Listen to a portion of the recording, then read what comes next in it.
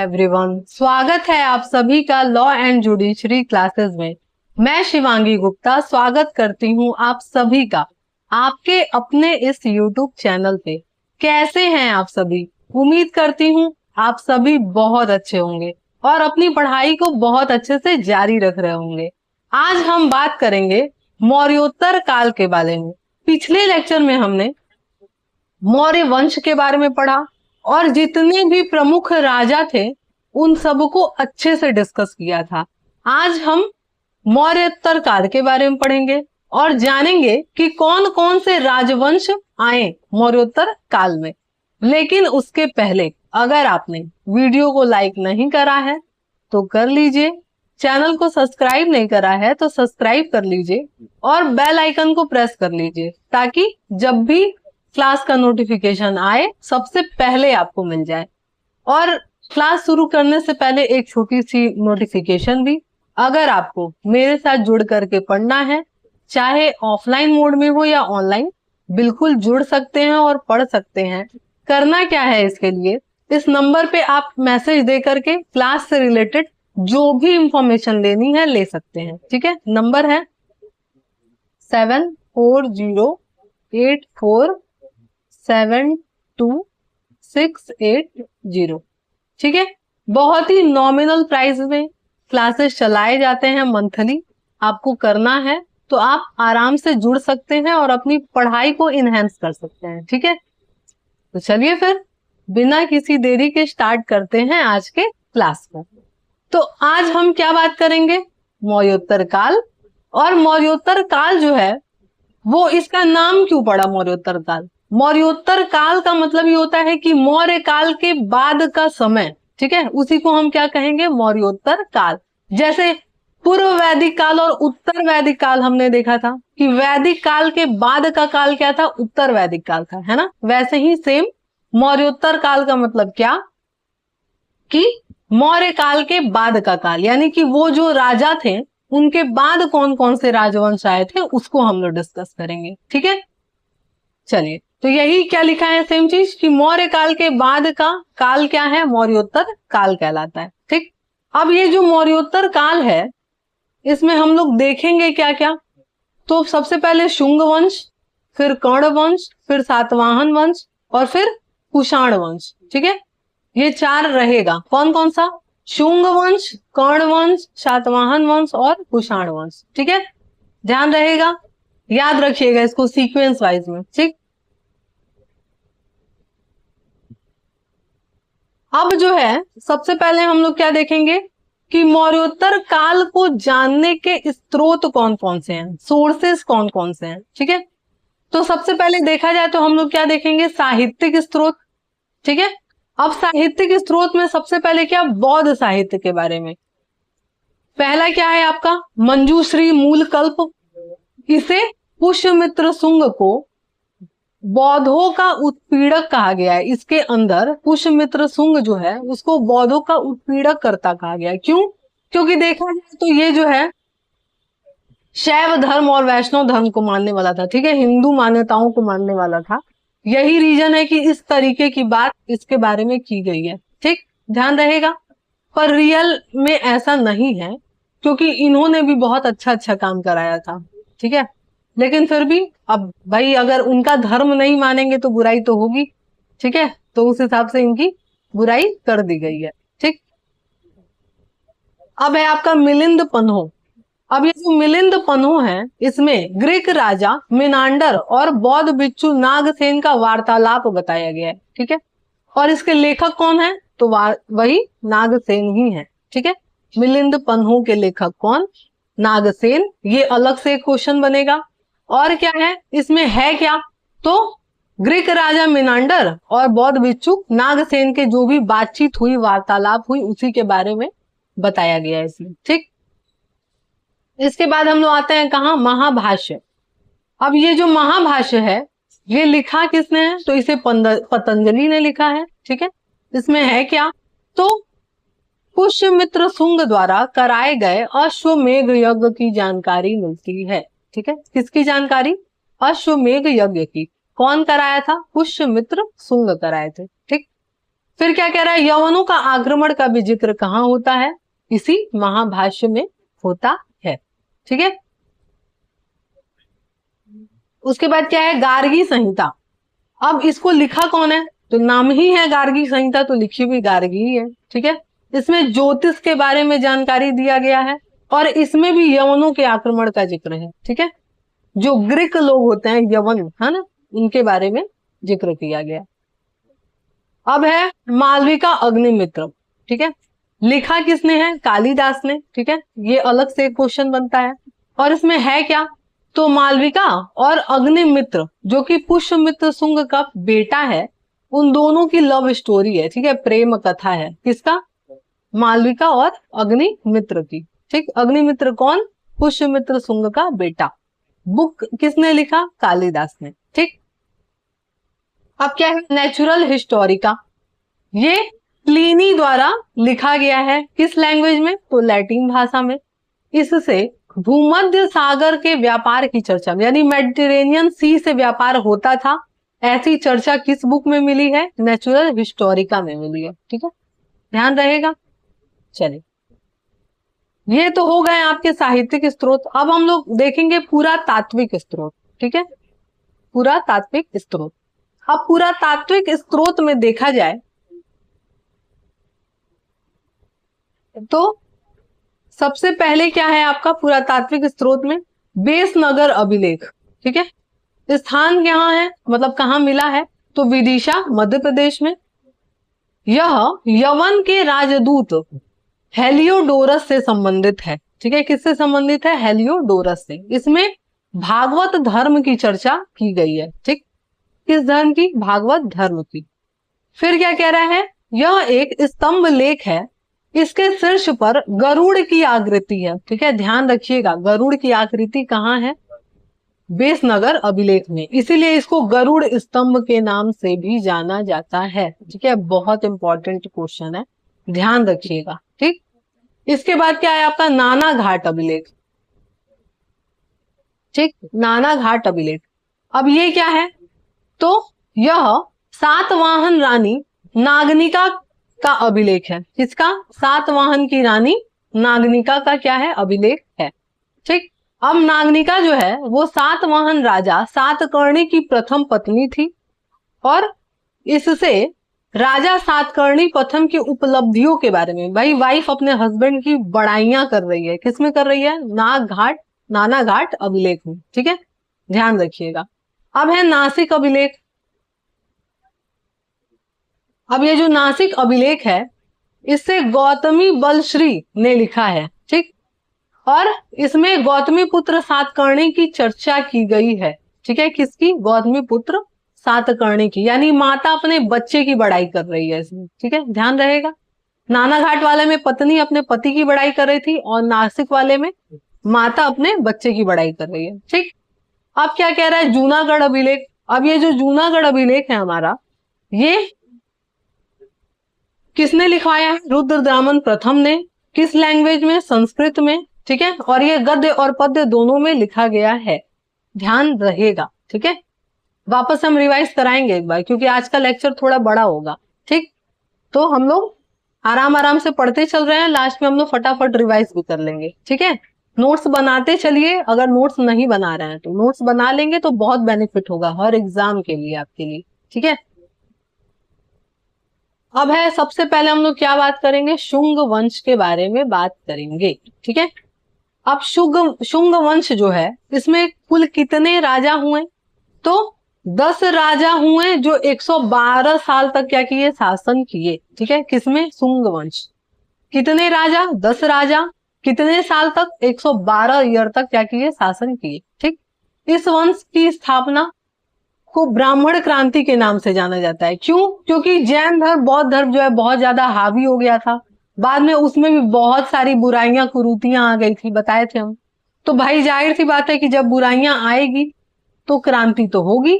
तो क्या हुई, फिर से जो ब्राह्मण क्रांति हुई वापस से, यानी कि वापस से अपने धर्मों को अपनाया जाने लगा, वेदों पुराणों को अपनाया जाने लगा। ठीक है, इसके बाद क्या कह रहा है कि इसके संस्थापक कौन है, तो पुष्यमित्र शुंग हैं। ठीक है, नाम से ही क्लियर हो रहा है।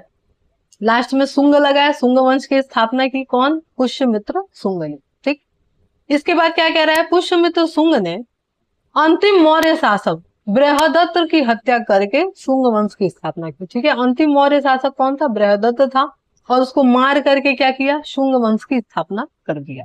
ठीक, अब इसके बाद हम लोग सबसे पहले किसके बारे में पढ़ेंगे? तो पुष्यमित्र शुंग के बारे में ही हम लोग पढ़ेंगे। इसने क्या किया? 2 अश्वमेव यज्ञ कराया, और इन यज्ञों के पुरोहित कौन थे? यानी कि पंडित जी कौन थे? तो महर्षि पतंजलि थे। ठीक है, ध्यान रहेगा। चलिए आगे, आगे क्या कह रहा है कि इस यज्ञ की जानकारी अयोध्या के राज्यपाल धंग देव के अयोध्या अभिलेख से मिलता है। ठीक है, फिर क्या कह रहा है आगे? यह धर्म सहिष्णु शासक था। ठीक, भले ही इसकी बुराइयां की गई थी, फिर भी ये क्या है? धर्म सहिष्णु शासक था। सांची के 2 स्तूपों का निर्माण कराया था। मिला, देखें, सांची के 2 स्तूपों का निर्माण कराया। सांची के स्तूपों में काष्ठ वेदिका को पाषाण वेदिका में यानी कि लकड़ी का जो बना हुआ था उसको पत्थर का बनवाया। ठीक है, ताकि लंबे समय तक टिका रहे। फिर क्या कह रहे हैं? भरहूत के स्तूप का निर्माण कराया। ठीक, अलेक्जेंडर कनिंघम ने भरतूप के स्तूप की खोज की है। ठीक है, भरतूप के स्तूप का निर्माण कौन कराया है? पुष्यमित्र शुंग, और खोज कौन किया है इसका? अलेक्जेंडर कनिंघम ने। ठीक है, ध्यान रहेगा। चलिए आगे बढ़ते हैं हम लोग। आगे क्या है? नोट, यानी कि कुछ और इंपॉर्टेंट चीजें। भागभद्र शुंग वंश का 9वां शासक था। ठीक है, 9वां शासक था। यमन राजदूत हेलियोडोरस इसी काल में क्या हुआ था? आया था। ठीक है, भारत में। फिर क्या कह रहा है? शुंग वंश का अंतिम शासक कौन था? देवभूति था। ठीक है, याद रहेगा कौन था? देवभूति। ठीक है, अब इसके बाद जो है हमारा शुंग वंश यहीं खत्म होता है, क्योंकि जो भी इंपॉर्टेंट क्वेश्चन है वो सब हम एक जगह समराइज करके आपको दे दिए हैं। ठीक है, तो इससे ज्यादा क्वेश्चन नहीं आता है शुंग वंश के बारे में। तो अब हम क्या पढ़ेंगे? कर्ण वंश के बारे में। ठीक है, कर्ण वंश के बारे में ज्यादा पढ़ना नहीं है, जितना पढ़ना है उतना हम यहाँ पे आपको दे रहे हैं। ठीक है, पढ़ने के लिए।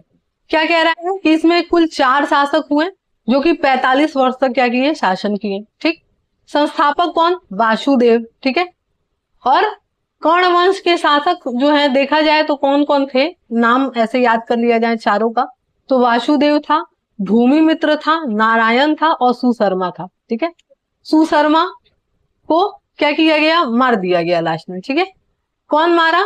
शिमुक ने उसके क्या कर दिया? हत्या कर दिया। ठीक है, अब इसके बाद हम लोग क्या देखेंगे? सातवाहन वंश। ठीक है, ये काम का है आपका, थोड़ा इंपॉर्टेंट है, अच्छे से इसको देखिए। क्या कह रहा है कि माफ कीजिएगा, सातवाहन वंश को शालिवाहन के नाम से भी जाना जाता है, जिसका अर्थ होता है शेर है जिसका वाहन। ठीक है, यानी कि सातवाहन। इसकी स्थापना करता कौन? शिमुक, क्योंकि सुशर्मा को मार करके यही आया था, तो शिमुक ने क्या किया? इसकी स्थापना की। राजधानी कहाँ है? तो प्रतिष्ठान या पैठन, ये किधर है? आंध्र प्रदेश में। ठीक, इसके बाद हम लोग क्या देखेंगे कि भाषा कैसी थी? तो प्राकृत भाषा थी। ठीक है, प्राकृत भाषा थी। उसके बाद जो है लिपि कैसी थी? तो ब्राह्मी लिपि। सिक्का कौन सा चलाए थे ये लोग? देखिए, सिक्के से बड़ा क्वेश्चन आता है इसके, तो शीशे का सिक्का चलाया था, और पोटनी के सिक्के। याद रहेगा शीशे का कैसे? सातवाहन कौन चलाया? शीशे का सिक्का। ठीक है, ध्यान रखिएगा ऐसे। तो शीशे का सिक्का चलाया और पोटनी के सिक्के चलाए, पोटीन के। ठीक है, फिर क्या कह रहा है? इस वंश के जो शासक थे वो अपने माँ के नाम को जोड़ते थे अपने नाम में। ठीक है, इसलिए देखा जाए तो मात्र सतात्मक समाज कहा जाता है इसको। ठीक है, ध्यान रखिएगा, सिंधु घाटी सभ्यता के बाद मात्र सतात्मक समाज कहाँ देखने को मिल रहा है? सातवाहन वंश में। ठीक है, इसके बाद क्या है? यह भारत के सर्वाधिक समय तक शासन करने वाला प्रथम राजवंश था। ठीक है, सर्वाधिक समय तक शासन करने वाला। फिर क्या है? इसकी जाति क्या थी? तो यह ब्राह्मण शासक थे। इन्हें पुराणों में आंध्र भृत्य कहा गया है। ठीक है, आंध्र भृत्य। ठीक, ब्राह्मण शासक थे। ठीक है, अब नोट नोट में क्या कह रहा है कि यह एक मान्यता के अनुसार सातवाहन जो साम्राज्य है उसके घोड़े 3 समुद्र का पानी पीते थे, ठीक है, बंगाल की खाड़ी, हिंद महासागर और अरब सागर। क्यों? क्योंकि दक्षिण में स्थित थे, ठीक है, तो वो पूरा एरिया कवर करते थे, इसलिए ऐसा कहा गया है। ठीक है, अब हम लोग पढ़ेंगे शिमुक के बारे में सबसे पहले। ठीक, अब शिमुक है क्या? तो सातवाहन वंश का संस्थापक। नाना घाट अभिलेख में इसकी छवि चित्र मिलती है, यानी कि इसके में बताया गया है। और नागनिका जो है सिमुक की पुत्रवधू थी, ठीक है, ध्यान रहेगा। इसके बाद क्या है, सिमुक ने अनेक बौद्ध मंदिर और जैन मंदिर का क्या किया था? निर्माण कराया था, ठीक है। किसका?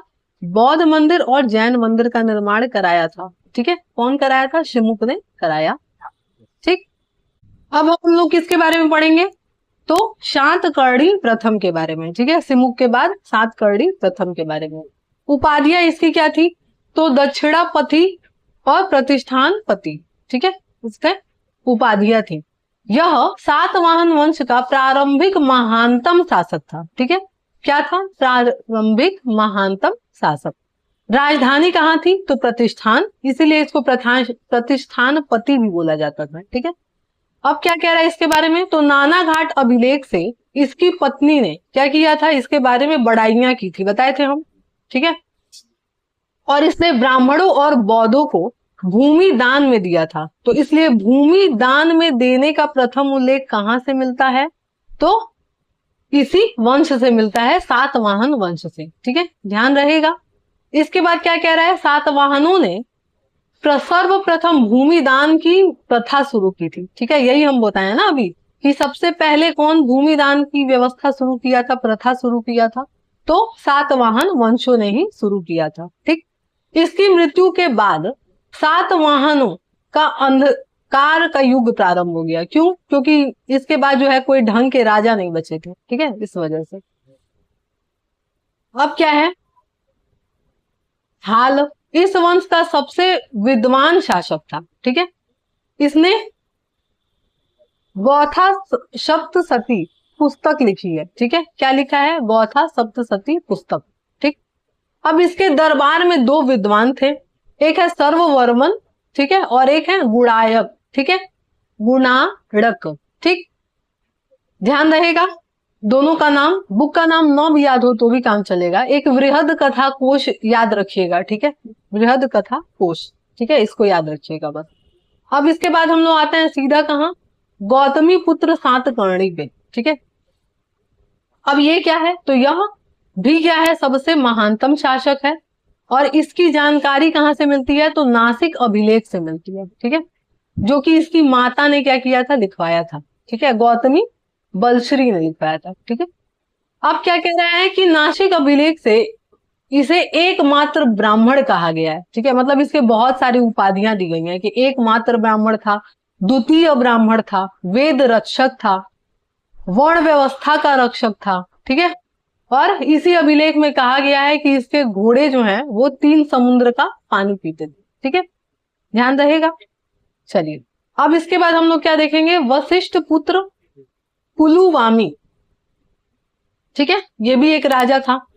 अब इसकी उपाधियां देखा जाए तो दक्षिणा परमेश्वर, आंध्र का शासक, ठीक है, नवनगर का स्वामी, ठीक है, क्योंकि इसने नवनगर बसाया था इसलिए इसको क्या कहा जाता है? नवनगर का स्वामी, ठीक।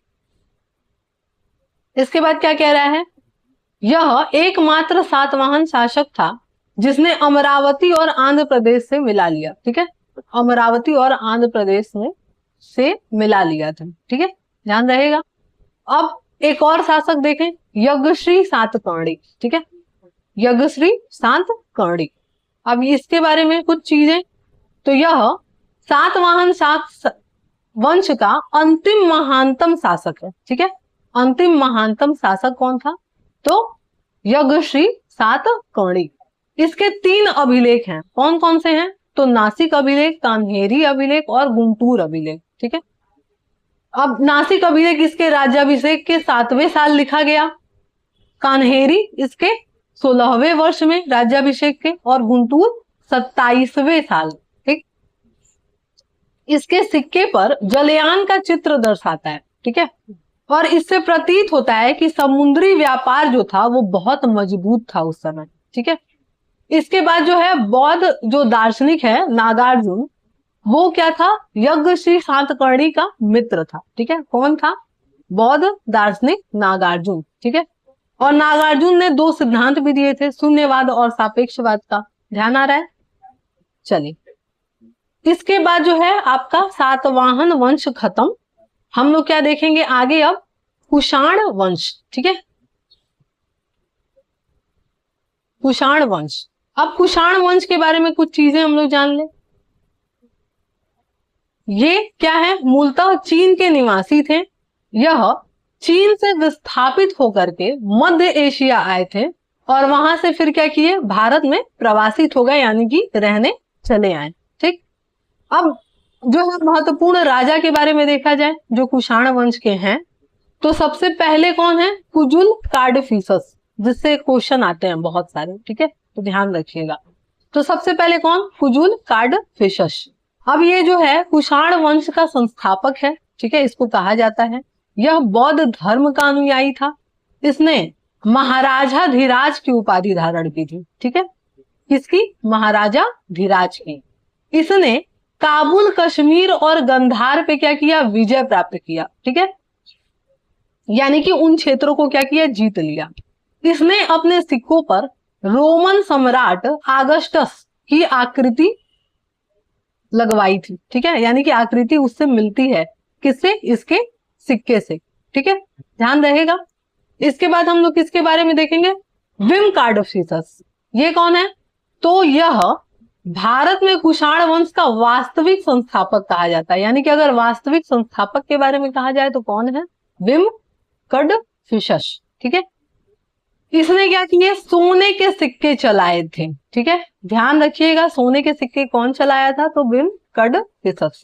यह अंतिम कुषाण वंश का शासक था जिसने अपने सिक्कों पर दो लिपियां, कौन कौन सी, खरोष्ठी और यूनानी का प्रयोग किया था, ठीक।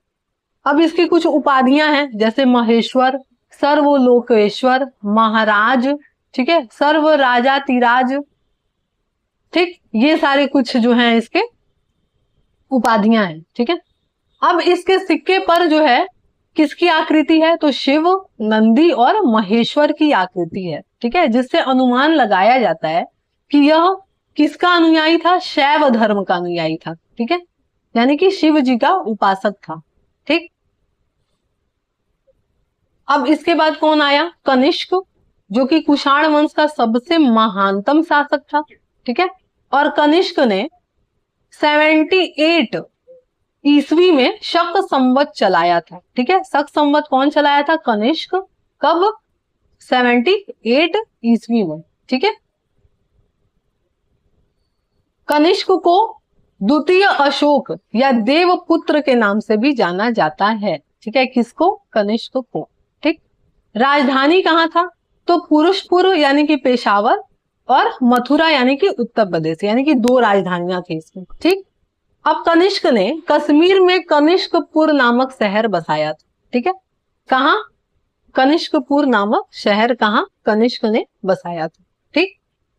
इसके बाद क्या है कि कनिष्क के राज्य की सीमाएं उत्तर में चीन, ठीक है, एवं कश्मीर से लेकर के दक्षिण में विंध्य पर्वत और पश्चिम में उत्तर अफगानिस्तान, पूर्वी में बिहार तक, ठीक है।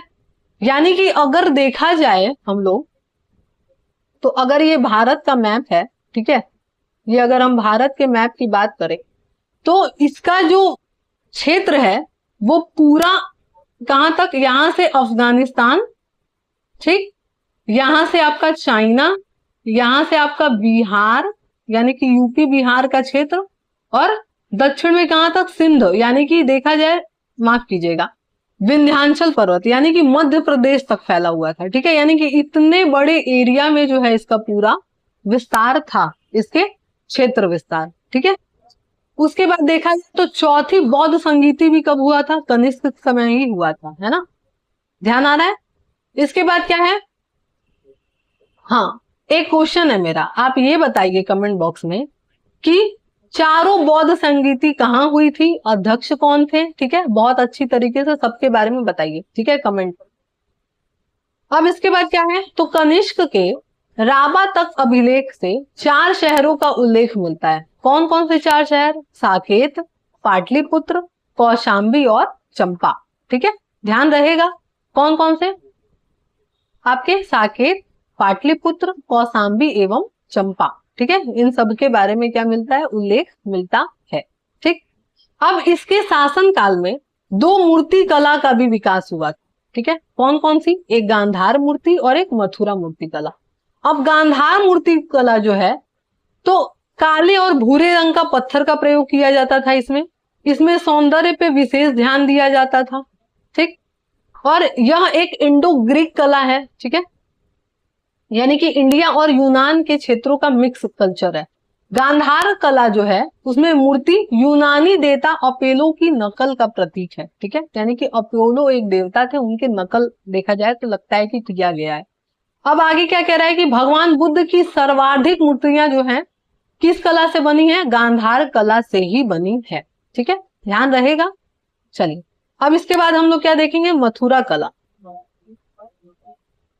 मथुरा कला के बारे में। अब ये जो मथुरा कला है वो लाल बलुआ पत्थर का प्रयोग किया गया, देखिए देखने में ही लाल कलर का लग रहा है ना। फिर क्या कह रहा है कि यह पूर्ण रूप से भारतीय कला शैली है, ठीक, और भगवान बुद्ध की पहली मूर्ति जो है मथुरा कला में ही बनाई गई थी, ठीक है, किस कला में, पहली मूर्ति मथुरा कला से ही बनाई गई, ठीक है, ध्यान रहेगा। लास्ट में हम रिवाइज कराएंगे, ठीक है, उसका आप चिंता मत करिए, लास्ट में अभी हम जैसे ही लेक्चर खत्म करेंगे, आज का लेक्चर थोड़ा बड़ा होगा तो पेशेंस के साथ पढ़िए, ठीक है, मन करे तो बीच बीच में ब्रेक ले लीजिए और घूम घाम के आइए, पानी वानी पी के और फिर बैठ जाइए, ठीक है। चलिए हम तो कहीं जा नहीं रहे, इतनी इजी हो गई है लाइफ आजकल कि आराम से आप चाहेंगे तो टीचर को चुप करा देंगे, है ना, कि भाई अब तुम पॉज हो जाओ, जब हम चाहेंगे तो फिर से एक्टिवेट होना, है ना। ठीक है, तो कुछ देर पॉज करिए, जाइए पानी वानी पी लीजिए, आइए और फिर पढ़िए, ठीक है, अगर लेक्चर आपको ज्यादा बड़ा लग रहा है तो, ठीक, और नहीं तो कंटिन्यू करिए, ठीक है। चलिए इसके बाद हम लोग क्या देखेंगे, अकबर के दरबारी विद्वान, ठीक, सबसे पहले हम लोग किसके बारे में पढ़ेंगे, चरक के बारे में, ठीक। तो चरक जो है वो क्या था, दरबार का राज वैद्य था, ठीक है, यानी कि देखा जाए तो एक तरह से फैमिली डॉक्टर होता है ना, तो वो क्या था, राजा का डॉक्टर था, ठीक है, उसके राज दरबार का डॉक्टर, ठीक।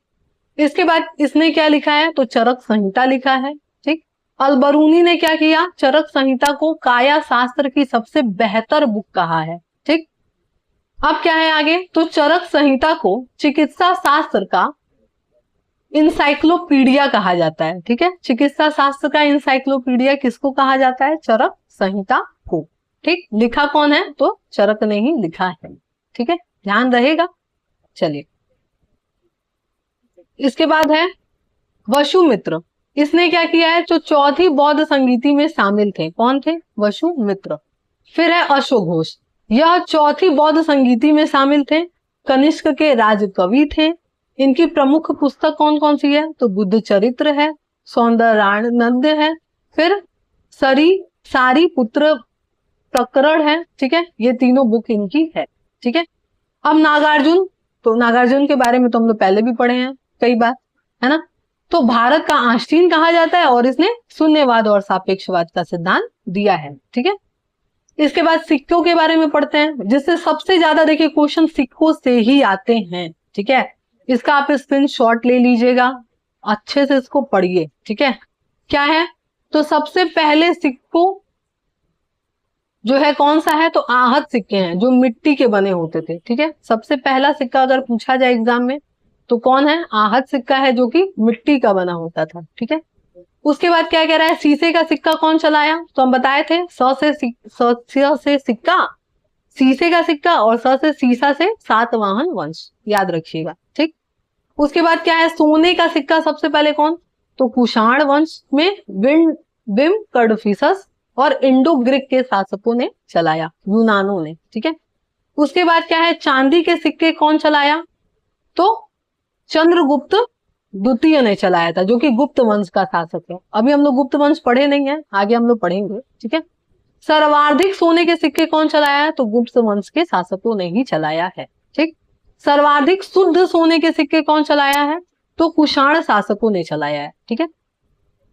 उसके बाद सर्वाधिक तांबे के सिक्के कौन चलाया? तो ये भी कुषाण शासकों ने ही चलाया है। ठीक। फिर क्या है, कुषाण शासकों ने सिक्कों पर यूनानी देवता और बौद्ध देवता का अंकन कराया है। ठीक। फिर कनिष्क के सभी सिक्कों पे उसे एक योद्धा के रूप में क्या किया गया है? दर्शाया गया है। ठीक है, ध्यान रहेगा। ये जितने भी सिक्कों से क्वेश्चन आते हैं उसको मैंने एक जगह समराइज कर दिया है, तो इसको बहुत अच्छी तरीके से आप पढ़ जाइएगा। ठीक है, चलिए आगे हम लोग देखते हैं। ठीक है, अब हम लोग देखेंगे कुछ छोटे महत्वपूर्ण राजवंश के बारे में। ठीक है, जिससे एग्जाम में कभी कभी क्वेश्चन आते हैं। ठीक है, या फिर मैचिंग में आ जाता है, तो इसको भी आप याद रखिए। ठीक, जैसे कि आभीर वंश है, इसके संस्थापक कौन है? तो ईश्वर सेन है। ठीक, प्रमुख केंद्र क्या था? नासिक। और इस वंश में जो है शासक जो है तो कलचुरी चेदी संवत की स्थापना किए थे। ठीक है, कलचुरी चेदी संवत की स्थापना कौन करा था? इसी वंश के लोगों ने। किसके? आभीर वंश में। ठीक, इसके बाद जो है आंध्र इच्छुआशक वंश, ये क्या है? तो इसके संस्थापक कौन? श्री शांत मूल थे। एरिया क्या था? क्षेत्र कृष्णा नदी गुंटूर के मध्य। ठीक, इसके बाद इस वंश के शासक जो हैं वो पुराणों में इनको क्या कहा जाता है? तो श्री पर्वतीय और आंध्र भृत्य कहा जाता है। ठीक है, ध्यान रहेगा। इसके बाद क्या है? श्री शांत मूल ने क्या कराया था? तो अश्वमेव यज्ञ कराया था, अश्वमेव यज्ञ। फिर इस वंश के शासक जो हैं वो वीर पुरुष दत्त ने क्या कराया था? नागार्जुन कोंडा स्तूप की स्थापना कराई थी। ठीक है, इसी वंश के शासक ने कराई थी। ठीक, उसके बाद क्या कह रहा है? इस वंश के शासक हिंदू धर्म और बौद्ध धर्म दोनों के अनुयायी थे। ठीक, बाद में इच्छुवाशक वंश जो है इसकी कांची के पल्लवों ने क्या किया था? इस पे अधिकार में चला गया। ठीक है, कहां चला गया? कांची के पल्लवों के अधिकार। ठीक, इसके बाद देखा जाए चेदी वंश। ठीक है, ये छोटे छोटे राजवंश है इसलिए हम इसको फटाफट से क्लियर कर रहे हैं। आप मन करे तो इसका नोट्स बना लीजिएगा और इसको तैयार कर लीजिएगा, नहीं कुछ तो कम से कम वंश और कौन स्थापना किया था वो, और कुछ इंपॉर्टेंट चीजें इसमें। ठीक है, तो क्या कह रहा है? चेदी वंश, तो इसके संस्थापक कौन? महामेघवाहन। ठीक, और इसीलिए इसको महामेघवाहन वंश के नाम से भी जाना जाता है। यह वंश कहाँ था? तो कलिंग का चेदी वंश था। ठीक, इसको जानने का स्रोत क्या है? तो हाथी गुफा अभिलेख से इसकी जानकारी मिलती है। ठीक है, और इसे भारत का प्रथम प्रमाण जो है, भारत वर्ष का प्रथम प्रमाण भी कहां से मिलता है? हाथी गुफा अभिलेख से मिलता है। ठीक, इसके बाद क्या है? इसमें जो है महापदम नंद ने कलिंग में नहरें बनवाया था, इसका भी जो है जानकारी कहां से मिलता है? इसी हाथी गुफा अभिलेख से मिलता है। ठीक है, उसके बाद ग्राम दान यानी गांव को दान में देने का भी प्रथम साक्ष्य कहां से मिलता है? इसी अभिलेख से मिलता है। ठीक, उसके बाद क्या है आपका कि महापदम नंद कलिंग से जीन सेन की प्रतिमा लेके आया था, इसकी भी जानकारी हाथी गुफा अभिलेख से ही मिलती है। जब हम नंद वंश पढ़ा रहे थे तो हम बताए थे उस समय भी। ठीक है, ध्यान आ रहा है? चलिए, इसके बाद जो है वाकाटक वंश, ये क्या है? तो ब्राह्मण वंश था जिसने लगभग 200 साल तक क्या किया? शासन किया। संस्थापक कौन था? तो विंध्य शक्ति। राजधानी कहाँ था? तो नंदी वर्धन में। और प्रवर सेन ने क्या किया था? 4 अश्वमेव यज्ञ कराया था। ठीक है, फिर क्या कह रहा है? अजंता की गुफा संख्या नंबर 9 और 10 जो है वाकाटक वंश से ही संबंधित है। ठीक है, अजंता की गुफा कहाँ है? कमेंट बॉक्स में जवाब दीजिएगा। ठीक है, अब कुछ जो है मौर्योत्तर काल के प्रमुख बंदरगाह है जिसके बारे में हम लोग पढ़ लेते हैं। ठीक है, फटाफट से। तो स्रोत क्या है इसका? तो एरिथ्रियन सी। ठीक है, यानी पेरी प्लस ऑफ एरिथ्रियन सी, इसके क्या है? स्रोत है। अब कौन कौन से बंदरगाह मिले? तो भरचौड का जो है बंदरगाह है, और इसका अन्य नाम क्या है? तो बेरी गाचा या भृगु कच्छ भी है। ठीक है, इसका अन्य नाम। यह भारत का सबसे प्राचीनतम बंदरगाह है और इसे भारत का सबसे बड़ा प्रवेश द्वार कहा जाता है। ठीक है, किसको? भड़चौड़ का बंदरगाह। ठीक, अब पश्चिम देशों से यहीं से क्या होता था? व्यापार होता था।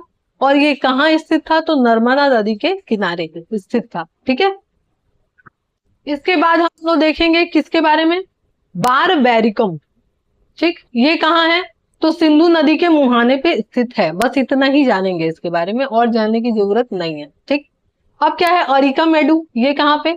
तो पांडिचेरी में स्थित है। ठीक, उसके बाद जो है कोरकई, ये पांड्यों की बंदरगाह राजधानी थी, और यह बंदरगाह मोतियों के लिए क्या था? प्रसिद्ध था। ठीक है, ताम्रपर्णी नदी पर स्थित है ये बंदरगाह। ठीक, कहाँ? ताम्रपर्णी नदी पर। ठीक, उसके बाद क्या है? मुजिरिस, ये कहाँ है? तो यह चेर साम्राज्य का बंदरगाह था। ठीक, सोपारा, ये कहाँ है? तो इस समय महाराष्ट्र में स्थित है। ठीक, और ताम्रलिपि जो है यह आधुनिक बंगाल में क्या है? स्थित है। ठीक है, ठीक, तो यहाँ पे हम लोग का इतना बड़ा सा लेक्चर खत्म हुआ। अभी हम लोग इसको रिवाइज भी करेंगे। ठीक है, अब पिछले लेक्चर यानी कि अब आने वाले लेक्चर से हम लोग क्या पढ़ेंगे? गुप्त वंश के बारे में पढ़ेंगे। ठीक है, हमारा अब नेक्स्ट लेक्चर में गुप्त वंश हम लोग क्या करेंगे? इसको अच्छे से डिटेल में पढ़ेंगे। ठीक है, मौर्योत्तर काल हम चाहते तो 2 लेक्चर में कर सकते थे, लेकिन हम इसलिए नहीं किए कि एक ही लेक्चर में हो जाए तो ज्यादा बेहतर है। आराम से आप इसको पॉज ले करके आराम से इसको पढ़ सकते हैं। ठीक है, तो चलिए वापस हम लोग जल्दी से क्या करते हैं? इसको रिवाइज कर लेते हैं। ठीक है, ठीक है, तो सबसे पहले हम लोग क्या देखे? मौर्योत्तर काल, जिसमें हम लोग देखे कि कितने राजवंश थे? 4 राजवंश, शुंग वंश, कर्ण वंश, सातवाहन वंश और कुषाण वंश। ठीक है, उसके बाद हम लोग देखे कि इसके जानने के स्रोत, तो साहित्यिक और पुरातात्विक स्रोत दोनों हम लोग देखे थे। साहित्यिक स्रोत में सबसे पहले क्या था? तो मंजूश्री मूलकल्प, जिसमें पुष्यमित्र शुंग को क्या कहा गया? उत्पीड़क कहा गया है बौद्धों का। मिलिंद पन्हो, इसके लेखक कौन है? तो नागसेन है। ठीक, फिर महाभाष्य, इसके लेखक कौन? पतंजलि। और इसमें जो है पुष्यमित्र शुंग द्वारा कराए गए अश्वमेध यज्ञ के बारे में जानकारी मिलती है। फिर गार्गी संहिता, ये लिखा कौन? तो गार्गी ने ही लिखा है, और ये ज्योतिष के बारे में है। ठीक, इसके बाद हम लोग क्या देखें? मालविका अग्निमित्र, लिखा कौन है? कालिदास। और इसमें मालविका और अग्निमित्र के प्रेम कथा का वर्णन है। फिर नेचुरल हिस्टोरिका, लिखा कौन है? प्लिनी। किस भाषा में? लैटिन भाषा में। और इसमें बताया जाता है कि भूमध्य सागर से व्यापार के बारे में चर्चा इसमें मिलती है।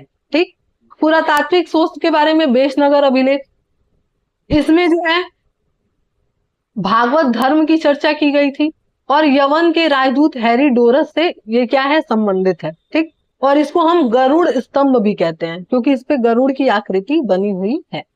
उसके बाद जो है नाना घाट अभिलेख, जो कि सातवाहन रानी नागनिका ने क्या कराया था? इसको बनवाया था, लिखवाया था। और इसमें सातकर्णी प्रथम के बारे में जो है जानकारी मिलती है। फिर नासिक अभिलेख है, जो गौतमी बलश्री ने लिखवाया, और इसमें सातकर्णी जो है के बारे में जानकारी मिलती है, गौतमी पुत्र सातकर्णी के बारे में। फिर जूनागढ़ अभिलेख है, किसने लिखवाया? रुद्र दामन ने लिखवाया, जो कि संस्कृत भाषा में है। ठीक, इसके बाद हम लोग शुंग वंश के बारे में देखें। क्या देखें? कि 10 राजा ने 112 साल तक शासन किया। ठीक, और ये ब्राह्मण क्रांति की उपज है।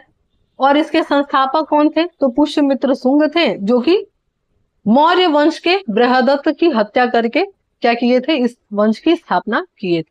ठीक, अब जो है पुष्यमित्र शुंग ने कराया क्या था? तो अश्वमेध यज्ञ कराया था, जो कि इसके पुरोहित कौन थे? महर्षि पतंजलि थे। ठीक, उसके बाद हम लोग कुछ और चीजें देखें। नोट कि जो भागवत है वो शुंग वंश का 9वां शासक था, और इसी के काल में राजदूत हेरोडोटस क्या हुआ था? आया था। और अंतिम राजा कौन था शुंग वंश का? देवभूति था, जिसको कि मार करके शासक बना वासुदेव। ठीक है, तो अब कर्ण वंश आया इसके बाद। इसने 4 शासक थे, जो कि 45 साल तक शासन किए। चारों शासक कौन? वासुदेव, भूमिमित्र, नारायण और सुशर्मा। ठीक, सुशर्मा को मार करके सिमुक क्या किया? सातवाहन वंश की स्थापना किया। ठीक, राजधानी कहाँ थी इनका? तो प्रतिष्ठान थी। भाषा ये प्राकृत यूज करते थे। लिपि कैसी थी? ब्राह्मी। और सातवाहन वंश से सबसे इंपॉर्टेंट क्वेश्चन क्या बनता है कि इन्होंने सीके और कोटनी का सिक्का चलाया था, ठीक है। और ये कैसे थे, तो मात्र सत्तात्मक थे। क्यों? क्योंकि अपनी माता का नाम यूज करते थे नाम के आगे, ठीक है। उसके बाद जो है शिवमुख के बारे में हम लोग देखे ही हैं कि नागनिका जो है अभिलेख, नागनिका ने क्या कराया था अपने अभिलेखों में, नाना घाट अभिलेखों में इसके बारे में जानकारी दी थी, ठीक है। उसके बाद हम लोग क्या देखे हैं, उसके बाद हम लोग देखे हैं सातकर्णी के बारे में। इसकी उपलब्धियां दक्षिणा पृथ्वी और प्रतिष्ठान पति कहा जाता है। क्यों? क्योंकि इसके राजधानी ही प्रतिष्ठान था। और नाना घाट अभिलेख में जैसा कि हम लोग देखे हैं इसके बारे में जानकारी मिलता है, ठीक। उसके बाद क्या, उसके बाद हम लोग देखे कि मेन जो राजा था वो कौन है, गौतमीपुत्र सातकर्णी, जो कि महानतम शासक था। और इसके बारे में भी जानकारी कहाँ मिलता है, तो नासिक अभिलेख से मिलता है, ठीक। और इसकी कुछ उपाधियां थी कि वेद रक्षक है, वर्ण व्यवस्था का रक्षक है, ठीक है। और इसके बारे में लिखा गया है कि इसके घोड़े 3 समुद्र का पानी पीते, ठीक। उसके बाद विशिष्ट पुत्र पुलुवामी, ठीक है। और इसने क्या किया था, कुछ उपाधियां ली थी, जैसे कि दक्षिणा परमेश्वर, आंध्र का शासक। और इसने क्या किया था, नवनगर की स्थापना की थी, इससे इसको हम नव नगर का स्वामी भी कहते हैं, ठीक है।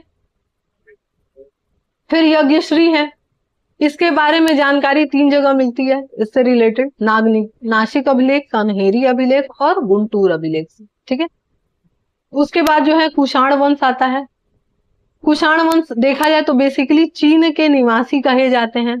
पहले कौन थे, सबसे पहला राजा कौन था, तो कुजुल कडफिसस, जो कि देखा जाए तो बौद्ध धर्म का अनुयायी था और इसने महाराजा धीराज की उपाधि ली थी, ठीक है। उसके बाद हम लोग देखें विम कडफिसस, वास्तविक संस्थापक कहा जाता है इसको। इसने क्या किया, सोने का सिक्का चलाया, ठीक। और अपने सिक्कों पे 2 लिपियों का यूज किया, किसका, खरोष्टी और यूनानी लिपि का। इसको शैव धर्म का उपासक कहा जाता है। क्यों? क्योंकि देखा जाए तो इसके सिक्कों से नंदी, महेश्वर और शिव जी की आकृति मिलती है, ठीक।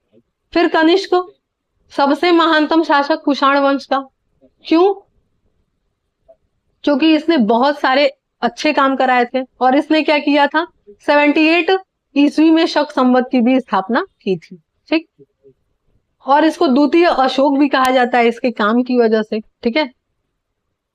उसके बाद हम लोग देखे हैं कि कनिष्क के ही समय क्या हुआ था, चौथी बौद्ध संगीति हुई थी, ठीक है। उसके बाद हम लोग क्या देखे कि गांधार कला और मथुरा कला इसी के समय क्या हुआ था, विकसित हुआ था। गांधार कला जो है वो इंडो और ग्रीक को मिला करके शैली है, जो कि काले भूरे पत्थर का प्रयोग किया जाता है। इसमें सुंदरता का बहुत ज्यादा ध्यान दिया जाता है। और सर्वाधिक मूर्तियां जो हैं भगवान बुद्ध की इसी कला से बनी है, ठीक। उसके बाद मथुरा कला हम लोग देखे हैं तो लाल बलुआ पत्थर का प्रयोग किया गया, पूर्णतः भारतीय कला है। और पहली मूर्ति भगवान बुद्ध की इसी कला से बनाई गई थी, ठीक। इसके बाद हम लोग देखे अशोक के कोई दरबारी जैसे चरक हैं, तो इसने क्या लिखा, चरक संहिता, ठीक है। और इसको चिकित्सा शास्त्र का इंसाइक्लोपीडिया भी कहा जाता है, ठीक है। वसुमित्र, ये चौथी बौद्ध संगीति से रिलेटेड है, और अश्वघोष की, ठीक है, दोनों ही। और इसकी रचनाएं कौन सी हैं अश्वघोष की, तो बुद्ध चरित्र, सौंदर्य नंद, सारिपुत्र प्रकरण, ठीक। नागार्जुन भारत का आइंस्टीन कहा जाता है, और इसने क्या किया है, शून्यवाद और सापेक्षवाद का सिद्धांत दिया है, ठीक। उसके बाद सिक्के से रिलेटेड हम लोग सारी चीजें एक जगह देखें कि सबसे पहला सिक्का कौन है, आहत सिक्का, जो कि मिट्टी का बना हुआ है, देखा जाए तो उस पर पंच मारा हुआ है, ठीक है। फिर शीशे का सिक्का कौन चलाया, सातवाहन वालों ने। फिर सोने का सिक्का किसने चलाया, कुषाण, विमकिडफिसस और इंगो ग्रीक शासकों ने। चांदी का सिक्का किसने चलाया, चंद्रगुप्त सेकंड ने। और सर्वाधिक शुद्ध सोने के सिक्के किसने चलाया, कुषाणों ने। फिर उसके बाद देखा जाए तो सर्वाधिक सोने का सिक्का कौन चलाया, तो गुप्त शासकों ने, ठीक है। उसके बाद तांबे का सर्वाधिक कौन चलाया, कुषाणों ने ही चलाया है। कुषाणों को जो है हिंद, यूनानी और बौद्ध देवता का अंकन है उनके सिक्कों पर, ठीक। और जो कनिष्क है अपने हर सिक्के पे योद्धा के रूप में क्या किया, अपने आप को दर्शाया है, ठीक। उसके बाद हम लोग क्या देखे हैं, उसके बाद हम लोग कुछ छोटे राजवंश देखे हैं, जैसे कि आभीर वंश, संस्थापक कौन, ईश्वर सेन, ठीक। और कलचुरी चेदी वंश भी इसको कहा जाता है, ठीक है, बस इससे ज्यादा इसके बारे में नहीं जानना है। उसके बाद इक्ष्वाकुक वंश, इसके जो है शासक कौन है, यानी कि स्थापना करता, तो श्री शांतमूल। कहाँ पे, एरिया क्या है, तो कृष्णा नदी के क्षेत्र में, ठीक। उसके बाद हम लोग क्या देखे, चेदी वंश, जिसको महामेघवाहन वंश भी कहा जाता है, क्योंकि संस्थापक कौन था, महामेघवाहन था। इसको जो है कलिंग के एरिया में ये था, और इससे क्या मिलता है, इस वंश से हाथी गुफा अभिलेख मिलता है। और इस हाथी गुफा अभिलेख से कौन कौन सी जानकारी मिलती है, भारतवर्ष का प्रथम प्रमाण मिलता है, महानंद ने कलिंग में नहरें बनवाई थी इसका प्रमाण, गांव को दान में देने का प्रमाण मिलता है, और महापदम नंद ने जीनसेन की प्रतिमा लेकर के आया था, इसका भी प्रमाण कहां से मिलता है, हाथी गुफा अभिलेख से, ठीक। फिर वाकाटक वंश, ब्राह्मण वंश था, 200 साल तक शासन किया, संस्थापक कौन, विंध्य शक्ति, राजधानी नंदीवर्धन, ठीक। और अजंता की जो गुफा है 9वां और 10वां संख्या, वो इसी से रिलेटेड है, ठीक है। उसके बाद हम लोग मौर्योत्तर काल के कुछ प्रमुख बंदरगाह देखें, जैसे कि भड़चौट का बंदरगाह, ठीक। इसको हम सबसे प्राचीनतम बंदरगाह कहते हैं भारत का, और ये नर्मदा नदी से व्यापार के प्रमाण मिलते हैं, ठीक है, पश्चिमी देशों से। फिर बारबैरिकम, ये कहाँ है, सिंधु नदी के मुहाने पे। अरिकामेडु कहाँ है, पांडिचेरी में स्थित है। कोरकई कहाँ है, तो यह पांड्यों की राजधानी थी, ठीक है, इस बंदरगाह पे। और मोती के जो है लिए प्रसिद्ध था ये, ठीक। मुजरिस, ये चेरी साम्राज्य का बंदरगाह था। सोपारा आधुनिक इस यानी इस समय महाराष्ट्र में स्थित है। और ताम्रलिपि कहाँ है, इस समय बंगाल में स्थित है, ठीक है। चलिए, आज का लेक्चर यहीं खत्म। उम्मीद करते हैं आज का लेक्चर आपको पसंद आया होगा। अगर पसंद आया है तो लाइक जरूर करिएगा, चैनल को सब्सक्राइब करिएगा, और ज्यादा से ज्यादा लोगों को शेयर करिए जिसको भी इसकी जरूरत है, ठीक है। तो चलिए फिर मिलते हैं नेक्स्ट क्लास में।